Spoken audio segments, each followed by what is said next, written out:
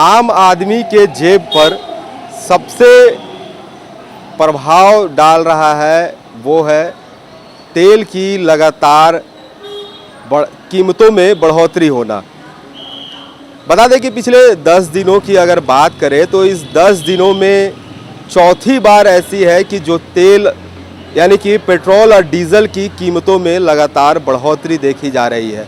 ऐसे में अगर हम हाल पिछले दिनों की बात करें यानी कि कल की अगर बात करें तो कल जिस तरह पेट्रोल में 87 पैसे की बढ़ोतरी की गई थी और आज एक बार फिर से पेट्रोल की कीमत में बढ़ोतरी की गई है और आज ₹2.61 पेट्रोल में बढ़ाया गया है। वहीं डीजल की अगर बात करें तो डीजल में भी ₹2.71 की बढ़ोतरी की गई है।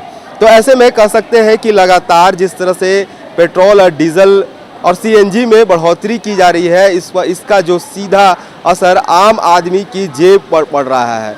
जो आम आदमी की दिनचर्या है, दिनचर्या की अगर बात करें तो रोज़मर्रा की ज़रूरत की सामानें या गाड़ी की सफ़र करने वाले लोग अब तेल भरने से कतरा रहे हैं। हम इस वक्त पेट्रोल पंप पर ही हैं और यहाँ देखिए कि लगातार पेट्रोल की कीमत जिस तरह बढ़ोतरी की जा रही है, ऐसे में जो लोग यहाँ आ रहे हैं, जा रहे हैं और उनकी जेब पर सीधा यह असर पड़ रहा है। कहीं ना कहीं ये बढ़ोतरी हुई है। देखिए एक ब्लैंकेट के आए हुए हैं, इनसे भी हम जानेंगे कि आप लोगों को लगातार इस तरह से पेट्रोल की कीमत में बढ़ोतरी हो रही है, क्या असर पड़ रहा है? ये पेट्रोल कंपनी की तरफ से मिलता है या फिर खुद अपना जेब से लगाना पड़ता है?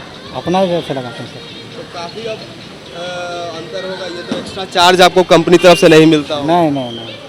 नहीं जेब पर असर है। हाँ सर। क्या कहेंगे इस तरह से लगातार जो बढ़ोतरी हो रहा है, आम आदमी का जेब खाली होता जा रहा है?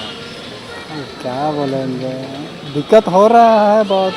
क्या बोलेंगे, आमदनी घट रहा है और देखिए इसमें तेल का खर्च तो बढ़ रहा है लेकिन हम लोग को जो पैसा मिलता है वो तो नहीं बढ़ा है। तेल बढ़ रहा है लेकिन आप लोगों का सैलरी में, इनकम में कोई बढ़ोतरी नहीं है। ये अपना घर से देना पड़ जा रहा है।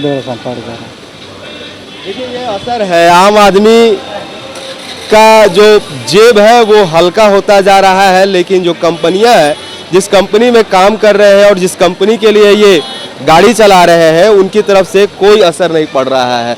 हमारे साथ कुछ और लोग भी हैं, इन लोगों से भी हम जानेंगे। तेल भराने आए हैं, इस 10 दिनों में लगातार तेल की बढ़ोतरी हो रही है।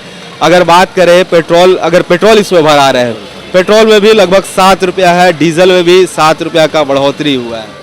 बढ़ोतरी हुआ है, अब क्या कर सकते हैं? अब जो सरकार हम लोग को जैसा प्रोवाइड करेगी वैसे में चलना पड़ेगा। मतलब सरकार जैसा चलेगी, मजबूरी है चलना। हम लोग इसमें ऑब्जेक्शन उठाएंगे, इसको कुछ हो पाएगा अभी? बताइए, आप ही बताइए। जो हम लोग को सरकार प्रोवाइड करेगी वही ना कर पाएंगे हम लोग।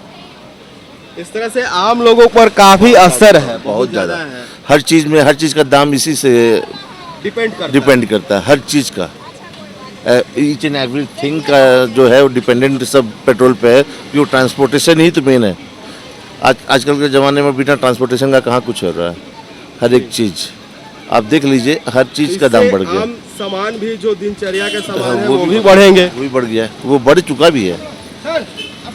जी बड़ी बात है कि आम दिनचर्या से जो ट्रांसपोर्टिंग के टोटल चीज़ है वो इसी से जुड़े हुए हैं। तो ऐसे में पेट्रोल और डीजल के दाम बढ़ने पर स्वाभाविक है कि जो दिनचर्या की सामानें, जो रोज़मर्रा की सामान हम खरीदते हैं, उन चीज़ों में भी बढ़ोतरी देखने को मिलेगा।